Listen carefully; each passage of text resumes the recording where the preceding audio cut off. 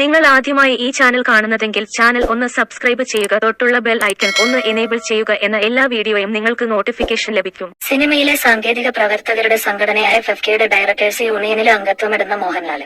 സംഘടനയിലെ തന്റെ identity card പങ്കുവച്ചുകൊണ്ട് Mohanlal തന്നെയാണ് ഇക്കാര്യം സോഷ്യൽ മീഡിയയിലൂടെ അറിയിച്ചത്. ഊഷ്മളമായ ഈ സ്വീകരണത്തിനും സ്വാഗതത്തിനും നന്ദി. ഈ ഗംഭീര കുടുംബത്തിന്റെ ഭാഗമാവുന്നത് ഒരു അംഗീകാരമാണ്, മോഹൻലാൽ സോഷ്യൽ മീഡിയയിൽ കുറിച്ചു. താരസംഘടനയായ അമ്മയുടെ പ്രസിഡന്റാണ് നിലവിലെ മോഹൻലാൽ. ഫെഫ്കയുടെ ആഭിമുഖ്യത്തിലെ എറണാകുളത്ത് ചലച്ചിത്ര തൊഴിലാളി സംഗമം നടക്കുന്ന ദിവസം തന്നെയാണ് താര സംഘടനയുടെ ഭാഗമാവുന്നതായി മോഹൻലാൽ അറിയിച്ചിരിക്കുന്നത്. കടവന്ത്ര രാജീവ് ഗാന്ധി ഇൻഡോർ സ്റ്റേഡിയത്തിൽ വച്ചാണ് തൊഴിലാളി സംഗമം. ഭറോസ എന്ന ചിത്രത്തിലൂടെയാണ് മോഹൻലാൽ ആദ്യമായി സംവിധായകന്റെ കുപ്പായമണിയുന്നത്. 2019 ഏപ്രിലിൽ പ്രഖ്യാപിക്കപ്പെട്ട ചിത്രത്തിന്റെ ഒഫീഷ്യൽ ലോഞ്ച് 2021 മാർച്ച് 24 ആയിരുന്നു. 170 ദിവസത്തോളം ചിത്രീകരണം നടന്ന സിനിമയാണിത്. സംവിധാനത്തിനൊപ്പം ഭറോസ എന്ന ടൈറ്റിൽ കഥാപാത്രത്തെ അവതരിപ്പിക്കുന്നതും മോഹൻലാലാണ്. ആശീർവാദ് സിനിമാസിന്റെ ബാനറിൽ ആന്റണി പെരുമ്പാവൂര് ആണ് ഭറോസ നിർമ്മിക്കുന്നത്. ഇന്ത്യയിലെ ആദ്യ 3D ചിത്രമായിരുന്ന മൈ ഡിയർ കുട്ടിച്ചാത്തന് സംവിധാനം ചെയ്ത ജിജോയുടെ കഥയെ ആസ്പദമാക്കിയാണ് മോഹൻലാൽ സിനിമയൊരുക്കുന്നത്.